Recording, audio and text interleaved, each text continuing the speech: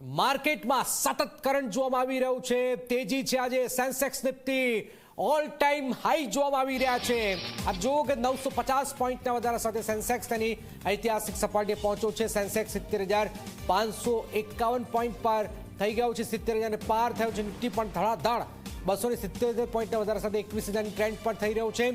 US federal રિઝર્વે સતત ત્રીજી વખત વ્યાજ દર 5.25 થી 5.50% પર સ્થિર રાખતા જ શેર બજારમાં તેજી જોવામાં આવી રહી છે। છેલ્લા 10 દિવસથી માર્કેટમાં તેજીનો કરંટ છે અને ઓલ ટાઈમ હાઈ ભારતીય માર્કેટ રોકાણકારો ખુશખુશાલ થયા છે, પૈસા કમાવી રહ્યા છે।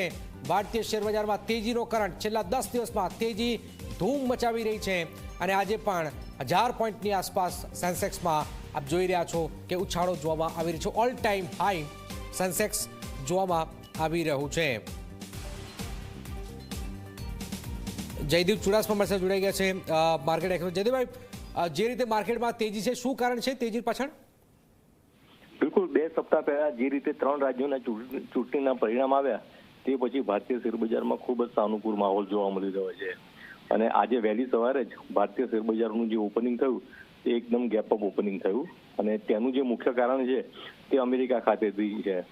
અમેરિકન ફેડ રિઝર્વ દ્વારા આગામી સમયમાં મતલબ કે 2024માં 3 વખત વ્યાજ દરમાં ઘટાડો કરવામાં આવે તેવી એક સંભાવના સેવાઈ રહી છે અને તેની પોઝિટિવ ઇફેક્ટ દુનિયાભરના બજારોની સાથે સાથે આજે ભારતીય શેરબજારમાં જોવા મળી રહી છે અને સેન્સેક્સ નિફ્ટી અને બેંક નિફ્ટી તેના સર્વોચ્ચ શિખર ઉપર આવી ચૂક્યા છે। બિલકુલ બિલકુલ આભાર જયદેવભાઈ। તો માર્કેટ એક્સપર્ટ જે વાત કરી છે, યુએસ ફેડરલ રિઝર્વ વ્યાજ દર સ્થિર રાખતા જ ભારતીય માર્કેટમાં તેજીનો કરંટ જોવામાં આવી રહ્યો છે।